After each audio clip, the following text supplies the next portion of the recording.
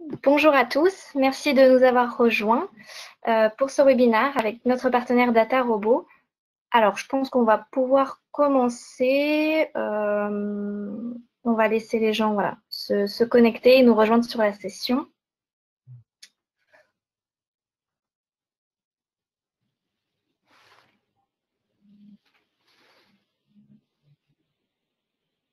Alors,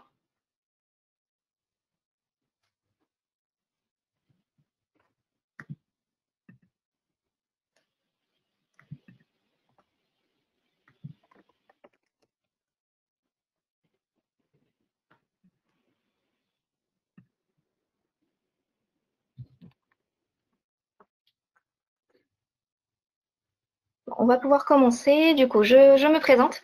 Je suis Anna et j'accompagne les acteurs du retail autour de leur stratégie Analytics et Big Data chez Midral. Donc, je serai accompagnée pour cette session par nos partenaires Data Robot, donc Stéphane André, qui est Data Scientist chez Data Robot, qui va nous faire la démonstration de la solution, et Julien Sigonnet, qui est directeur régional France, qui va donc nous présenter toute la plateforme Data Robot. Donc, je vais vous présenter un petit peu l'agenda de cette petite heure qu'on a avec tous ensemble. Donc, je vais vous présenter Midral, Data Robot. Ensuite, on va pouvoir passer en revue plusieurs success stories que Julien va nous présenter. Et ensuite, Stéphane va nous faire la démo de Data Robot. Et enfin, on va se réserver un temps de questions-réponses, voilà, pour répondre à toutes vos interrogations que vous pourriez avoir sur ce qui aura été présenté.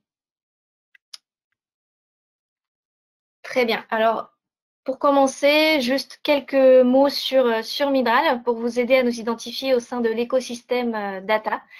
Donc, on est un pure player de la data. Donc, nous, on est focalisé, notre spécialisation, c'est d'accompagner les entreprises de tout secteur et différents services au sein de ces entreprises, marketing, commercial et bien d'autres, dans leur stratégie analytics et big data. Donc, on ne va pas faire de RP, on ne va pas faire de CRM.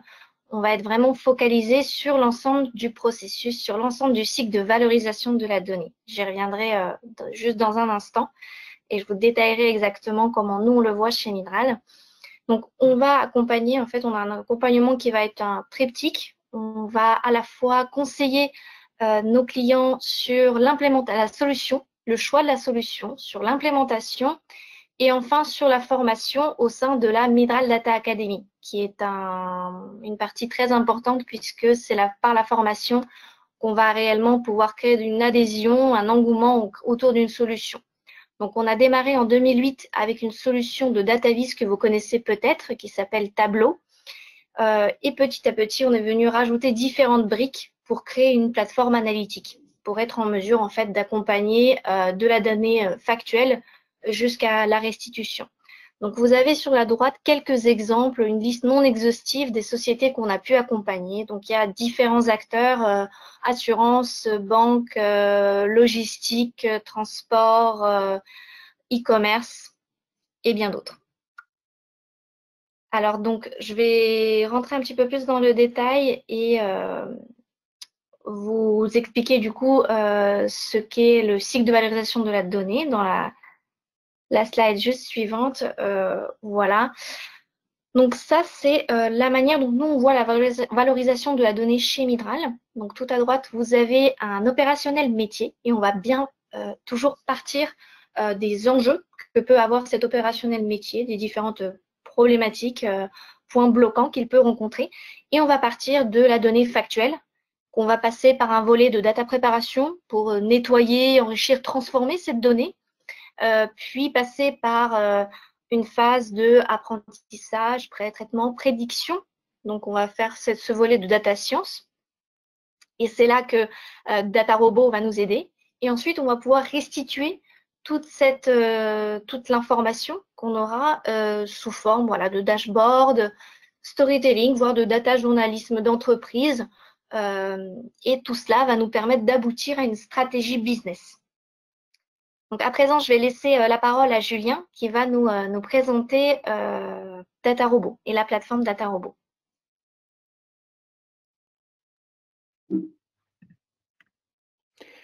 Merci Anna pour cette introduction. Donc bonjour à tous. Julien Sigonnet donc de la société DataRobot. Tout d'abord pour vous introduire la société, en fait, nous aimons bien chez DataRobot partir avec ce slide puisqu'il décrit bien la mission de l'entreprise. La mission de l'entreprise DataRobot, c'est de démocratiser l'usage du machine learning et de l'IA chez nos clients dans les organisations.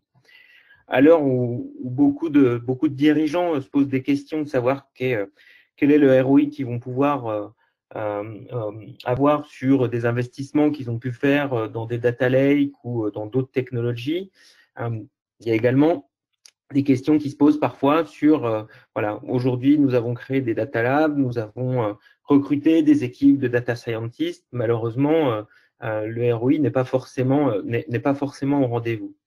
Nous, chez DataRobot, nous sommes convaincus que, et notre mission et notre volonté, c'est de pouvoir aider les data scientists à délivrer plus de valeur plus vite dans les organisations. Mais nous sommes aussi convaincus que avec une plateforme comme DataRobot qui est pionnière sur le machine learning automatisé, vous avez la possibilité en fait de pouvoir permettre à des personnes qui n'ont pas forcément suivi cette formation de pouvoir se lancer dans des projets et de pouvoir justement créer de la valeur dans leurs entreprises. Alors, comment on va accomplir cette mission? Aujourd'hui, DataRobot, en fait, si on regarde la chaîne de valeur de la donnée, entre la donnée sur votre gauche et la valeur tout à droite, l'objectif de DataRobot, c'est vraiment d'aider toutes les personnes qui vont, je dirais, avoir un rôle sur cette chaîne de création de valeur. Donc, sur la gauche, les personnes qui, on va dire, sont des créateurs d'applications d'intelligence artificielle, donc les data engineers, les data scientists, les data analysts ou les développeurs. Toutes ces personnes, avec DataRobot, on va les aider, notamment via le machine learning automatisé, à pouvoir se lancer dans des projets et à rapidement pouvoir créer des modèles, évaluer ces modèles, comprendre ces modèles d'un point de vue business.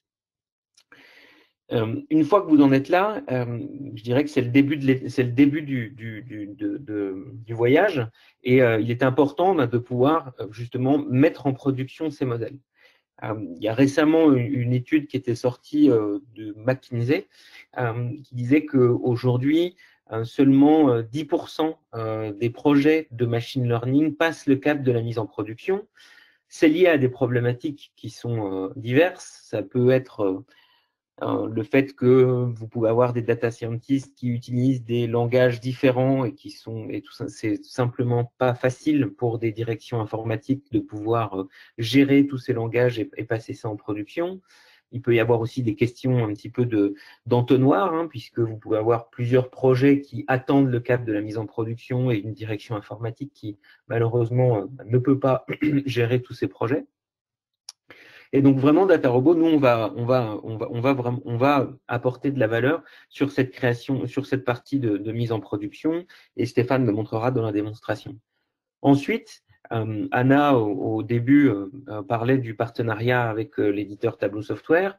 Vous pouvez consommer vos applications d'intelligence artificielle dans des plateformes telles que Tableau, Qlik, Power BI ou dans vos applications métiers. Et c'est vraiment comme ça que DataRobot va permettre en fait à ses clients de pouvoir créer de la valeur avec le machine learning. Alors, cette plateforme, cette mission, ça nous a permis de rencontrer, on va dire, quelques succès. Avec DataRobot, qui sommes-nous? Donc, la société elle a été fondée en 2012. Aujourd'hui, nous sommes un millier d'employés qui sont répartis dans des bureaux à Boston, là où est notre siège social, en Europe, à Londres, en Allemagne, en France, en Espagne, en Asie, au Japon, qui est le deuxième marché d'ailleurs de DataRobot géographiquement, et dans bien d'autres pays. La société, comme je vous le disais, a rencontré quelques succès, ce qui nous a permis d'effectuer plusieurs levées de fonds pour un total de 430 millions de dollars. Et on travaille aujourd'hui, je dirais, avec avec voilà, des grands noms des 2000 plus grandes entreprises mondiales, que ce soit dans les secteurs du retail, on va en parler aujourd'hui, mais dans le secteur bancaire, dans le secteur de l'assurance, de l'énergie, des télécoms, etc., etc. La solution, elle a été construite pour le cloud. Aujourd'hui, vous pouvez utiliser DataRobot dans un cloud qui est managé par DataRobot. Notre partenaire, dans ce cas-là, c'est Amazon. Nous sommes toutefois conscients que tous les clients ne sont pas forcément preneurs d'un software qui est hébergé chez l'éditeur ou chez le partenaire de l'éditeur. Et vous pouvez bien entendu déployer DataRobot soit on-premise, soit sur un cloud privé avec, je dirais, les grands fournisseurs qui sont du marché, Microsoft, Google, Amazon, ou OVH, etc., etc. On parlait du retail et, voilà, et de la création de valeur, de comment DataRobot aidait les entreprises à créer de la valeur. Afin de pouvoir illustrer, ce qu'on a souhaité, c'est partager avec vous quelques success stories, là où est-ce que DataRobot vraiment a permis à des organisations de passer le cap. Mais dans un premier temps, en fait, ce que l'on rencontre chez nos clients dans le retail, c'est que tout d'abord, en fait, c'est que nos clients font face à plusieurs challenges, des challenges qui voilà, concernent l'efficacité opérationnelle, qui vont concerner aussi les approvisionnements, comment est-ce que on va s'assurer que les stocks, on dispose bien des stocks dans les magasins, et puis bien entendu une question d'expérience client, comment on va s'assurer d'apporter à nos clients une expérience la plus personnalisée possible, et comment on va leur, je dirais, permettre de justement leur offrir des produits qui correspondent à leurs attentes et à leurs besoins. Si on creuse un petit peu sur tous ces challenges, on va avoir des cas d'usage. C'est important de bien connaître les cas d'usage sur lesquels on va vouloir faire du machine learning avant de se lancer dans des projets. Vous avez une liste ici non exhaustive des cas d'usage sur lesquels nous aidons en fait nos clients. Alors, on va aider nos clients sur voilà, comment on va je dirais, sur de l'attribution marketing, sur du meilleur ciblage. On va aussi aider nos clients à mieux forecaster, que ce soit les demandes ou les stocks. Et c'est d'ailleurs sur ce sujet que Stéphane va faire une démonstration de la plateforme. Et puis, bien entendu, améliorer, je dirais, l'efficacité opérationnelle de l'entreprise. Et l'objectif de ces cas d'usage, vraiment, on revient là-dessus, c'est de pouvoir améliorer les ventes, et bien sûr d'offrir la meilleure expérience possible à nos clients. En parlant d'expérience client, le premier client sur lequel je vais me concentrer, c'est Kroger. Alors, pour quelques informations par rapport à Kroger. Kroger, c'est une société américaine c'est le 5e plus gros retailer mondial, environ 130 milliards de chiffre d'affaires. Et aujourd'hui, ce qui est intéressant, c'est que DataRobot est utilisé par plus de 200 personnes dans l'entreprise, soit des data scientists, soit des personnes qui n'ont pas forcément la formation. Et DataRobot va être utilisé sur un cas d'usage de ciblage. Pour vous en dire un peu plus, aujourd'hui, plus de 90% du chiffre d'affaires de Kroger est fait via un catalogue personnalisé qui est envoyé au foyer qui dispose d'une carte de fidélité. Donc, c'est une carte de fidélité qui n'est pas payante, c'est comme, je dirais, la carte Bibi chez Franprix. Et donc, en fait, cette carte ce catalogue, il est personnalisé pour les 60 millions de foyers. Et aujourd'hui, on a un usage des coupons qui sont distribués dans ce foyer qui est vraiment qui est de classe mondiale. Nous n'avons pas le droit de le diffuser en public, mais c'est vraiment c'est vraiment des résultats qui sont assez impressionnants. Si vous avez des questions par rapport à ce client, je vous invite à rechercher Kroger DataRobot. Il y a une vidéo d'une 20aine de minutes où le directeur de l'analytique explique comment ils ont choisi DataRobot par rapport à d'autres solutions et ce que ça apporte à l'entreprise. C'est assez intéressant et on parle vraiment d'un déploiement à l'échelle. Je vous parlais également tout au début de la mission de DataRobot, et notre volonté, c'est de pouvoir d'aider aussi des personnes qui ne sont pas forcément des data scientists à se lancer dans des projets. Aujourd'hui, DataRobot, nous travaillons avec un des 3 plus gros retailers français, et l'objectif, c'est d'aider en fait, d'aider en fait ce client à tester différentes hypothèses en collectant des sources de données qui sont soit des données externes, soit des données internes, et pouvoir justement évaluer des potentiels points de vente. Toujours dans ces success stories, c'est intéressant en fait ici on travaille avec la 2e plus grande entreprise mondiale de vêtements qui s'est rendu compte qu'il perdait de l'argent tout simplement parce qu'il n'avait pas les niveaux de stock nécessaires dans chaque magasin, et qu'il y avait donc des pertes de revenus, en raison des ruptures de stock. En collaboration avec les data scientists en interne, DataRobot en fait a apporté des bonnes pratiques de data science et nous nous sommes servis de notre module de série temporelle pour pouvoir automatiser en fait la construction de plusieurs centaines de modèles spécifiques à des SKU pour les magasins et afin d'améliorer la précision des modèles en 6 mois. Pardon. Le résultat, c'est une augmentation de l'ordre de 23% de la précision des ventes et une opportunité commerciale évaluée par le client à environ 4 millions de dollars sur la première année. Donc, encore une fois, ce qui est intéressant, c'est le fait de pouvoir associer DataRobot à un retour sur investissement significatif chez le client que le client peut quantifier. Pour terminer, ce cas d'usage, il est extrêmement intéressant. On est sur un sujet de supply chain. Donc, nous travaillons avec Lenovo au Brésil et en fait, nous les aidons à prévoir les volumes de vente et de fait à optimiser la chaîne d'approvisionnement pour les détaillants. De par des contraintes de ressources, en fait, Lenovo n'était pas capable de répondre à ce besoin et nous avons travaillé avec eux pour les aider à comprendre comment prédire le volume des ventes sell-out chez les détaillants Lenovo et pour pouvoir, bien entendu, mieux fournir ces détaillants. Nous avons réussi, en fait, en travaillant avec eux, alors dans des délais assez records, puisque nous leur avons permis, enfin, nous avons travaillé avec eux et ensemble, nous avons créé des modèles de machine learning en 3 jours contre 4 semaines avant, et ces modèles ont été déployés vraiment très rapidement. Une fois l'installation et la validation de DataRobot faites dans le système d'information du client, on parle ici de quelques minutes. C'est un cas d'usage c'est une référence client qui est disponible sur notre site internet, donc je vous invite à aller la consulter si cela vous intéresse. Voilà pour ces quelques retours clients.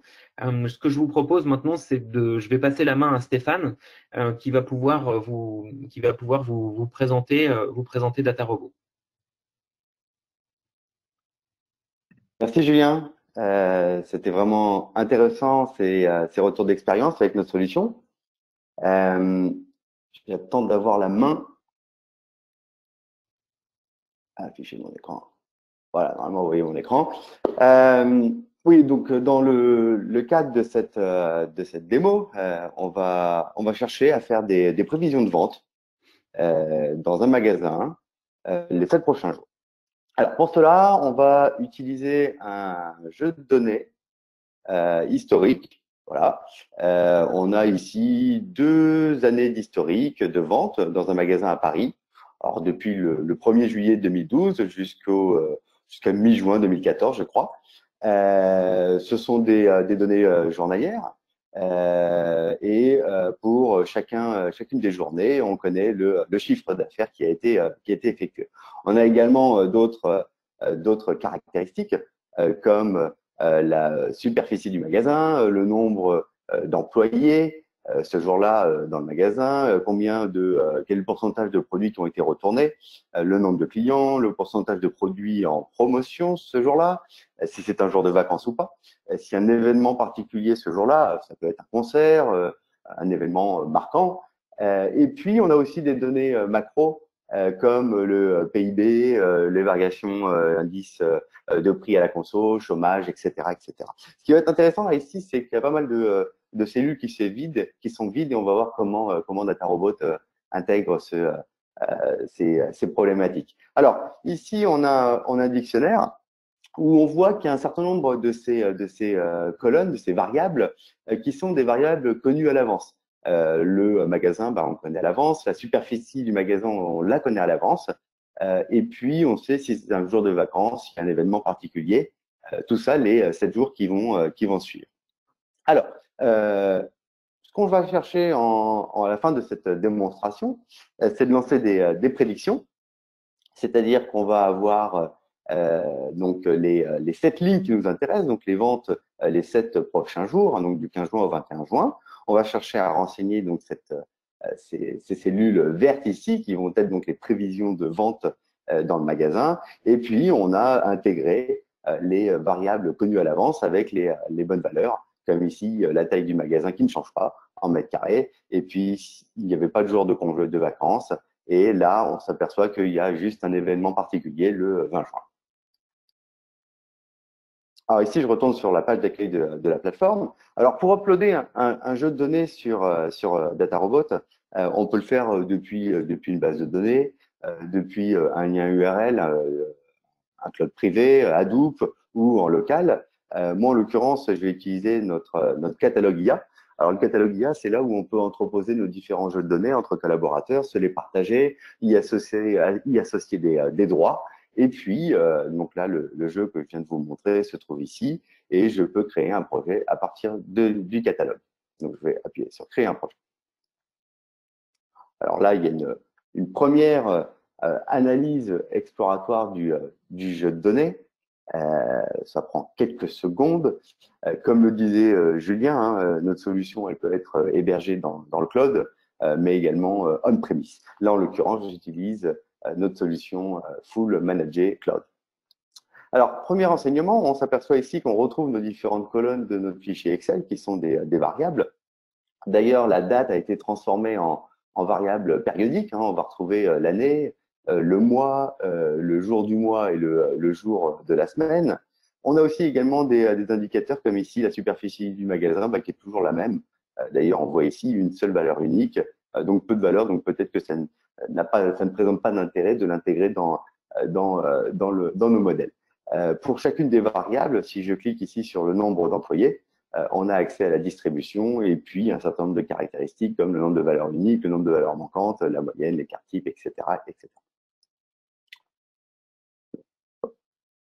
Je retrouve ici mes jeux de données. Donc, pour créer un projet sur la DataRobot, il faut spécifier quelle est notre cible. Donc là, en l'occurrence, on cherche à faire des prévisions de vente. Donc, notre cible est le chiffre d'affaires. On voit ici la distribution du chiffre d'affaires dans notre jeu de données. Là, en l'occurrence, il s'agit d'un projet de série temporelle, c'est-à-dire que les ventes qui ont été effectuées la veille ou les ventes qui ont été effectuées en moyenne la semaine qui précède ou le mois qui précède sont des informations qui peuvent avoir un impact sur les ventes la semaine qui suit. Donc, ce que je vais faire, c'est que je vais activer la modélisation temporelle pour lancer un projet de série temporelle. Donc là, en l'occurrence, je vais sélectionner la date. Et là, je vais avoir dans quelques secondes la distribution de mon chiffre d'affaires dans le temps. Ça va apparaître dans quelques secondes. Alors, tout ce que je suis en train de faire ici sur l'interface graphique, vous disposez également de l'API et donc vous pouvez répliquer à l'identique sur l'API. Donc là, voilà, notre distribution du chiffre d'affaires dans le temps. Donc, j'active la modélisation de série temporelle et j'arrive sur cette fenêtre avec un certain nombre de périodes comme celle-ci, ici, qui est donc la fenêtre de dérivation. C'est sur cette période, en l'occurrence ici, par défaut, entre 0 et 35 jours, que je vais pouvoir donc créer des nouvelles variables, comme par exemple reporter les valeurs de vente le jour qui précède, ou il y a 2 jours, ou alors le min des ventes sur une semaine, ou le max des ventes, etc. Donc ça, je vais utiliser les valeurs par défaut. Et ici, c'est la période pour laquelle je souhaite faire mes prévisions, en l'occurrence ici de 1 à 7 jours. Je peux très bien préciser que ce sera de 2 à 7 jours. Ça pourrait être le cas si, par exemple, malgré le fait de disposer de cette prévision, de savoir quel va être le chiffre d'affaires le lendemain, moi, en tant que retailer, je n'ai pas nécessairement les leviers qui conviennent pour justement influencer et tenir compte de cette prévision. Pardon. Donc là, en l'occurrence, je vais remettre ça à l'identique. Donc voilà. Donc je vais créer des nouvelles variables sur une période de 0 à 35 jours et je vais chercher à faire des prévisions de vente de 1 à 7 jours. Ici, je peux spécifier quelles sont les variables qui sont connues à l'avance. On les a vues ensemble, donc je vais toutes les ajouter et puis on va les retirer au fil de l'eau. Donc le magasin, je le connais, la superficie du magasin, je la connais sur les 7 jours qui suivent. Par contre, le nombre d'employés, je ne le connais pas.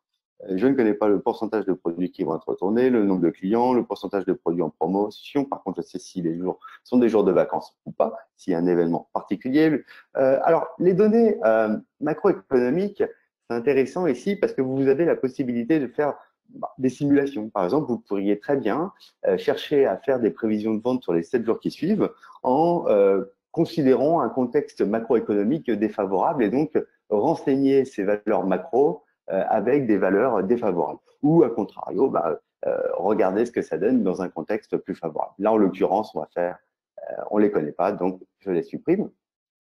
Je peux également rajouter un calendrier. Alors, un calendrier, ça ressemble à cela, pardon. Donc ici, pour des dates bien spécifiques, je peux préciser, là, le 25 décembre 2012, c'est Noël.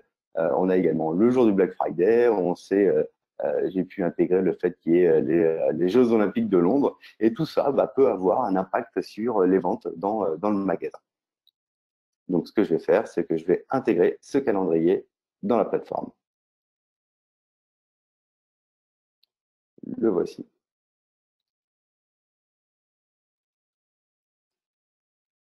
Un élément important aussi, quand on est dans les options avancées, c'est de préciser quelle va être la métrique. Alors, la métrique, c'est de pouvoir, enfin, elle est utile pour pouvoir évaluer la performance de mes modèles, mais aussi de pouvoir les comparer les uns avec les autres.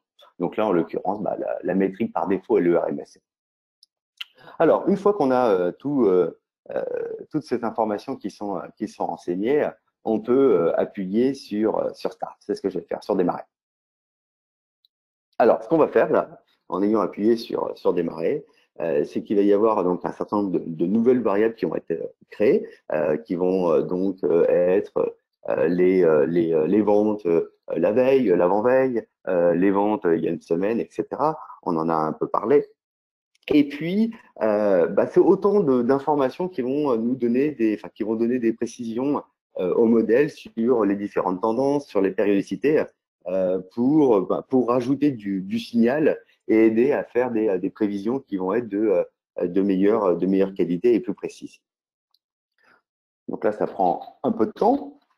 Là, on commence à voir qu'il y a 25 nouvelles variables qui ont été créées.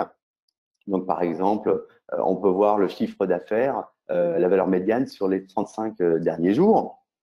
Et d'autres encore. Là, 175 nouvelles variables qui ont été créées. Je crois qu'en tout, il y en a un peu plus de 200 qui vont être créées. 243. Faut bien comprendre que c'est une étape obligatoire pour un data scientist lorsqu'on traite des projets de séries temporelles. C'est assez répétitif. Ça prend énormément de temps, c'est fastidieux, c'est également source d'erreurs. Là, en l'occurrence, avec DataRobot, tout est automatisé. Vous voyez, en quelques secondes, on a créé 243 nouvelles variables. Alors, une fois que ces opérations sont terminées, on va cette fois-ci lancer un certain nombre on va entraîner différents modèles et puis on va les classer selon leur performance. À partir du moment où ils sont classés, on pourra les mettre en production. Voilà. Ça prend quelques secondes. Ce que je vais faire, c'est que je vais augmenter le nombre de workers. Ici, en l'occurrence, j'en utilise 2. Je vais monter jusqu'à 20. Alors, le worker, c'est dans l'équivalent du cloud, c'est une instance. C'est côté, enfin, dans un environnement hardware, on va dire que c'est comme l'équivalent de CPU. Donc, plus j'ai de workers, plus je peux entraîner des modèles en parallèle. Et vous allez le voir qu'en montant à 20 workers, je peux entraîner jusqu'à 20 modèles en parallèle. Vous voyez? Alors, ce sont des modèles issus des librairies open source les plus utilisées par les data scientists. On a des modèles Python, des modèles XGBoost, des modèles propriétaires également. Je vais zoomer pour que vous voyez mieux. Du XGBoost qui a permis de gagner de nombreuses compétitions sur des sites type Kaggle. On a du LGBM de Microsoft. On peut avoir du TensorFlow Google également. Voilà. À partir du moment où le modèle est entraîné, il apparaît ici dans ce qu'on appelle notre leaderboard et on va pouvoir les classer selon leur performance. Donc, le modèle le plus performant se trouve tout en haut de la liste. J'aime utiliser le MAS comme métrique pour classer les modèles. Et on voit ici qu'il y a un premier modèle qui a été lancé, qui est simplement le report des ventes en termes de prévision faites 7 jours auparavant. Et on a une masse qui est égale à 1. C'est-à-dire que si on se réfère à ce modèle-là qui est en tête ici avec une performance à 0,52, c'est amélioré de 48% le fait de faire une prévision intuitive qui est de reporter les ventes la semaine passée. Si je clique sur un modèle, j'ai accès à ce qu'on appelle la blueprint. Alors, la blueprint, c'est quoi? On part des données, on arrive jusqu'aux prédictions, et c'est la combinaison de toutes les transformations qui sont faites selon la catégorie, enfin, selon le type des différentes variables, qu'elles soient catégorielles ou qu'elles soient numériques, et l'algorithme qu'on utilise. Si je clique sur chacune des cellules ici, j'ai accès à la documentation où je vais avoir le descriptif de la transformation ou de l'algorithme. Je vais avoir également accès aux différents paramètres de l'algorithme, au code source et aux différents papiers académiques sur le sujet. Ce qui fait que je pourrais tout à fait, en tant que data scientist, répliquer le modèle que l'on trouve ici en dehors de DataRobot. Donc, on est complètement transparent sur ce qui est fait. Alors, une fois qu'on sait quelles sont les transformations qui sont faites, on va chercher à évaluer la performance de notre modèle. Donc là, je vais aller sur le modèle qui est en tête de liste. Il s'agit en tête du leaderboard. Il s'agit d'un XGBoost où je vais pouvoir regarder la performance. Ici, ma précision au fil du temps. Je vais regarder ça à la semaine. Donc là, je vois en bleu mes prédictions, mes prévisions, et en orange mes valeurs réelles. Et je vais essayer de chercher à avoir un modèle qui est le plus proche possible, où mes prévisions sont les plus proches possibles de mes valeurs réelles. Et on voit qu'on intègre d'ailleurs les données du calendrier, comme ici le jour de Noël, ici le jour de l'an, et là on a la Fashion Week à New York. Donc là, alors pour le moment, les modèles continuent à être entraînés sur des jeux de données plus larges. Donc, il faudrait aller regarder ce que vaut la performance sur un modèle qui est encore meilleur, avec une masse à 0,60, soit 40% de prévision meilleure que notre prévision intuitive qui est de reporter les ventes la semaine qui précède. Alors, je vais ensuite switcher sur un projet qui est terminé pour gagner du temps. Donc ici, était en tête un XGBoost et j'ai accès à cet onglet Comprendre qui m'indique pour ce modèle en particulier quelles sont les variables les plus importantes. En l'occurrence, le chiffre d'affaires est la variable la plus importante pour pouvoir prédire le chiffre d'affaires. La plateforme a généré 25 nouvelles variables qui sont agrégées ici. On voit que si le jour est un jour de vacances ou pas a un impact sur la prévision, combien il y avait de clients ce jour-là dans le magasin, etc., etc. On peut également, pour chacune de ces variables qui sont les plus importantes, avoir accès à ce qu'on appelle l'effet des variables. Donc là, en l'occurrence, on peut voir comment se comporte le modèle selon différentes valeurs. Donc là, si on regarde le chiffre d'affaires en moyenne sur les 7 derniers jours, on voit quel est l'impact sur la prévision. Ici, c'est quasiment linéaire. Si je regarde la variable vacances, on s'aperçoit ici que quand il s'agit d'un jour de vacances, lorsque c'est oui, eh bien, les ventes sont plus importantes en moyenne. De la même façon, ici, on a les ventes selon le jour de la semaine, donc lundi, mardi, mercredi, jeudi, vendredi, samedi, dimanche, et on voit que les ventes sont plus importantes le week-end. Alors, c'est intéressant ces visualisations parce qu'on peut justement confronter ces résultats avec les gens du métier et leur demander si oui ou non ça fait sens par rapport à ce que fait le modèle. Est-ce que le modèle fait bien d'avoir des ventes qui sont, de prédire des ventes qui sont élevées quand il s'agit d'un samedi plutôt qu'un lundi? Alors, une fois qu'on a évalué notre modèle, qu'il est performant, qu'on comprend comment il fonctionne et que ça nous convient, on va chercher à le mettre en production. Alors, il y a différents moyens pour mettre un modèle en production. On peut le faire alors en mode ce qu'on appelle batch, c'est-à-dire que je peux reprendre mon fichier ici et puis ça va renseigner ces cellules-là. Là, en l'occurrence, pour cette démonstration, je vais utiliser le mode API, c'est-à-dire que je vais APIser mon modèle.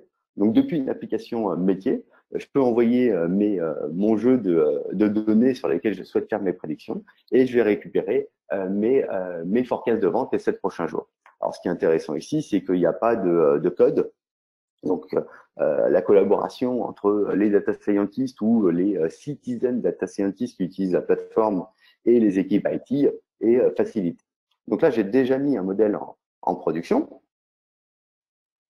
Donc, il s'agit ici de prédiction CA à Paris.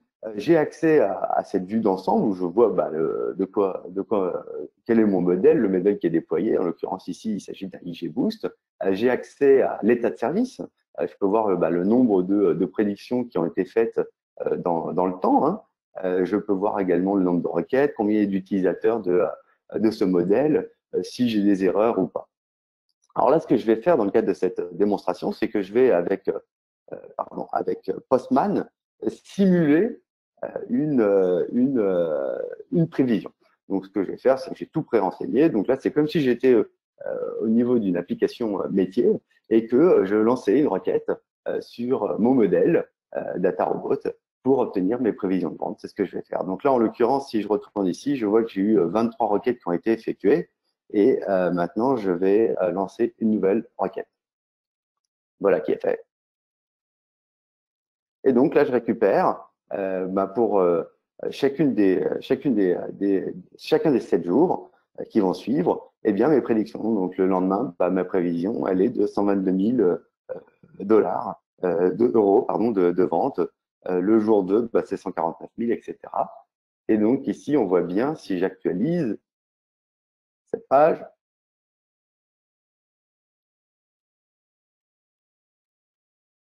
ça va pas tarder. Voilà. Allez. Bon. Je recommence, je réactualise et on va voir normalement, voilà, que j'ai fait une 24e requête. Ce qui est intéressant, pour vraiment assurer le cycle de vie complet d'un modèle de machine learning, depuis donc sa création, sa mise en production et ensuite on assure avec la solution son monitoring dans le temps. C'est-à-dire qu'ici on peut voir si il y a du drift dans nos données, c'est-à-dire est-ce qu'il y a une différence entre les données en termes de distribution, entre les données sur lesquelles on a entraîné nos modèles et les données sur lesquelles on est en train de faire nos prévisions. Donc là, en l'occurrence, je vois ici que il y a du drift au niveau de ma variable vacances. Pourquoi?